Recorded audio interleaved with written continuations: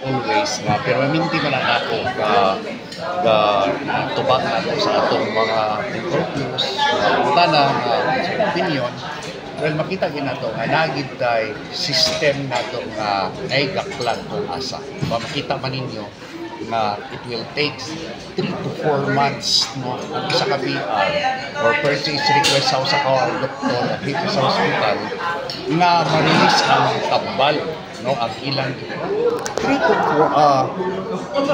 to 4 months unsa nga nahitabo sa pasyente nga naka-admit anang mga buwan na within that period so nagid tay systemic nga breakdown ato so by next kuha nato committee hearing amo tayo invite to pero nato ang mga pharmacies tapos sila na hibalo sa inventory sa mga tambal ang atong supply officer din ha sa hospital kay sila may gabantay po sa warehouse no sa atong inventory purchase inventory o ang atong provincial engineer kay siya man ang atong mapangutana right person sa atong infrastructure nga katong nakita bitaw nato nga mga katong naay mga guba naay mga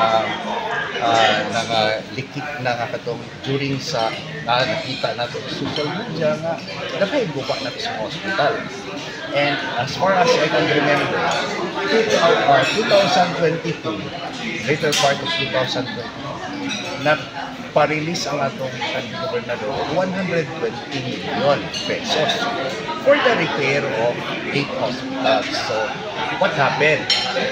Hindi na, unsay nahitabo ito. So, the right person nga explain yan sa atong provincial. So, pa din na magkaroon board? Ay, wala. Ano napagulong ang 120 million? For the 8 hospital? Well, kahibalo man ta na may official nga kung asa na nga gibahin. Pero ang status sa mga project Details. o ang detalyanin. For example, kung talisayan kung 30 million ang budget sa example lang na wala ko kaya kuan sa isang amount sa repair or renovation sa hospital kay dilapidated na unsay na itabo sa project unsay na itabo so kay part sa responsibilidad or accountability sa atong provincial engineering office siya mo check sa status or supervision niya sa proyekto so siya angayan nato siya tubakon Board, tanan ba ka mga ospital nga problema na to sa mga tambal or specific lang na mga ospital yun o sa atong mga kwan personnel tanan yun no? Tanan yun. Okay. Tanan madunggan man ninyo gahin ang ato mga doktor and ma-explain ang isa ka doktor sa iyang problema na mutubak na siya ka pagpangutan na ako that includes every hospital yes the same problem so man nga wala na nato sila gitaksa-taksa gyud og ana second ang kini pong about sa process na nakita nato na it will take 3 to 4 months ay makuan so na diri sa process ang problema no na dinhi sa kuan and these are the things na kung di nato na makorek mahitabo gyapon na karon sa ato bago nga gobernador so this will be kuano kana evaluated tanan nila mga tubag tanan nila nga mga documents kay kita manggod kini ato investigation diri data driven magod you cannot just ask any documents from our 8 chief of hospitals from the local finance committee from the PHO nga dili documented kay para at least maplastar na nato so mo na karon ang may tabo and there will be a succeeding meeting pa no sa committee hearing na madungagan pa ang atong mga invited nga resource person para mas makumpleto na namo ang among crafting sa policy recommendation dito sa atong gobernador. Update lang ko, Chairman, kanang atong gisuggest ni Finance, the Chairman sa Committee Finance, si Abel Hernandez, nga i-localize ang bidding, dili centralize. Kay mo na ang problema nga dunay delay sa mga releases, sa mga deliveries, sa mga labi na pag-purchase sa mga drugs and medicines. I-adapt ba ito karon ng present administration siya i-localize ang bidding? Well, that will be evaluated. That will be part of the evaluation na buhaton sa committee. Kung naka-align ba ni sa Republic Act 9184 or the Procurement Act, no, kung naka-align ba na diha. So kung makita nato na maayo ang kinahanglan, why not? No? But this will be subject for evaluation in relation sa procurement. Pero BM, it's not the budget ang problema. Well, partly budget.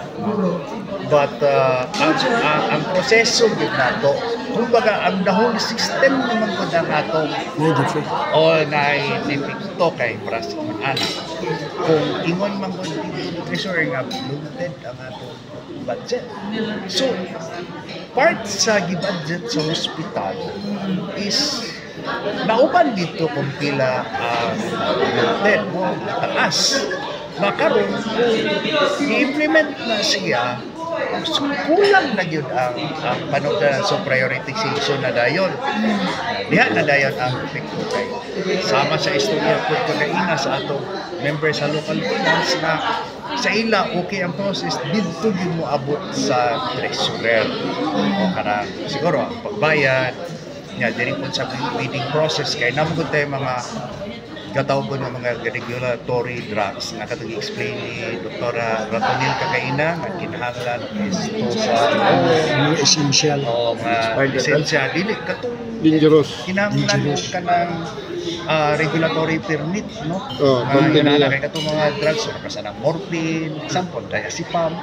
So para sa mga walay movie ang kinahanglan ba yan na sa especially on vehicular accident, so sa OR. So, money ang mga nakita nga delays. Kaya dapat, napursina daan. So, money nakakos sa ato, sa akong gibalik-balik ng istorya, money part sa ato. Systemic na to na proseso nga. Kinahanglan na to atong utrohon. Base sa inyong pagtuki ganina, ang mga doktor ba, wala ba yung nakita nga may ineffective sila sa ilang pagka-chief of hospital at tungod ani nga mga problema? Well, actually, dili man sa ang ato mga doctors is makita nimo very passionate, empathetic on the performance of their duty in taking care of their patients. But ang ato lang kay kaributang hopeless sila. Just imagine single hospital kagaya na sa Balingasan, explain sila na mas usahay nga nung hugaw kay ang ilang housekeeping supplies silbi tawag aning mga gamit niya siguro clothes unsa ba diha mga disinfectant it will take them 4 months kaya makuan di ang ilang buhaton palit na lang daw sila using their own money and ang ako magod sa sunod nga sunod na meeting or hearing ako sila pangutan gipaabot ba ninyo ni sa local chief executive? Gipaabot rin inyo na ng ilong under. So, unsay mahitabo sa atong proseso ang makadetermine sa prioritization sa local government is the head. Governor diri, mayor sa mga munisipyo o syudad, governor sa atong probinsya. Na kung dili siya will inform, kasi may tabo. So dili maaksunan. Apik na. So dito na dayon magkuan ang problema ba. And you cannot solve you cannot solve a mistake by committing another mistake. So, itong patong na bitaw ang problema. So, daghan na ang ibang Katong PTCAS nga na may motion niya, di-approve mo to. PTCAS, PTCAS ang Administrative Hospital, Chief of Hospitals. So mga pila po ang inyong estimate na ma-provide ninyo sa PTCAS, so every hospital. Well, that will be based on the recommendations sa atong provincial health officer. Kay siya man ang pinaka-administrador niya sa atong hospital operation. So magbari na dayon dito and subject to the approval na dayon sa executive or sa samtangan natong ako. Board member Maslog sir, kasi kalainan sa private o sa public. Actually kay nana sa balaod sa Department of Health nga dili pwede nga sa private gani sa ato sa imopit sa ingo ang panugra na ang pasyente. So unsa panugra. Oh, so bawal na sa bisang gani sa private bawal. So please to explain that. Well, kana sa ingon na ang ato mong matag hospital namo ko'y corresponding level. Na infirmary nga good for 10 lang ang kaya niya i-accommodate. Nasa'y kining mga level 1 hospital nga nasa mga maabot mga 20 kabuok or 25 bed capacity and level 2 of tertiary hospital. Karon dinha magud sa ato since nga public hospital magud na daghan kay da tungod kay libre. So ang mahitabo daghan gud ang adto dito sa atong public hospital. So sa projected na to nga budget nga ingnon ta nga ingani nga amount ang atong gi-budget para sa hospital. Kunya kay based on the 25 bed capacity. What if daghan mo over ang imong kuan ang admission sa mga tao. So una maapektuhan ang tambal, maapektuhan na dietary pagkaon sa mga pasyente na so maapektuhan na no? So kinakumo daghan imong admission imong pasyente mudaghan po ang imong human resource kay kinahanglan man ka pila ka sitting so mag additional ka hire tao so yun ani kay ang health magud ang hospital operation is very complex magud kaayo kanang nay mga butangan ini mga project karong tuiga na project kag yun ani nga budget anang hospital what is simba ko para sa una nga magka-pandemic yawa man na anticipate so kinahanglan na sa kaglain nga kwarta budget kinahanglan sa kaglain budget so ang kalainan nato sa private o sa PUA wala may kalainan depende lang sa level sa hospital. Let's say kung moingon ka nga tertiary hospital parehas sa mga polymedic ang ka-level niya is ang NMMC. Ang NMMC is one of the best hospital. Diha mga doktor coming from private hospital, diha ba naga-training because training hospital ni. Pero tungod sa kadaghan ka indicator ba dili ra kagayan ng Misamis Oriental, tibok ba region. Pasyente coming from Bukidnon, Lanao Norte, Isco, even sa Caraga na may mga abot yung pasyente because highly specialized in hospital. Pero tungod sa kadaghan, hindi na nila ma-accommodate. Kita sila para ng ER, emergency room yun. Diha tanan, kaya diha man ipanglabay. Kunya, na yung mga cases nga dili kaya i-manage dito sa level 1 hospital nato sa mo na nga i-refer nato dayon din sa board, sa karon yun na tapos ang first committee hearing, o sa initial ninyo nga solusyon sa mga ipang padayag nga problema karon sa mga chief of hospital para apel na kang Dr. Peralta. Well, kung ato lang matamataon, ato pagitaon, ang procurement process yun. Saan man ni karon board?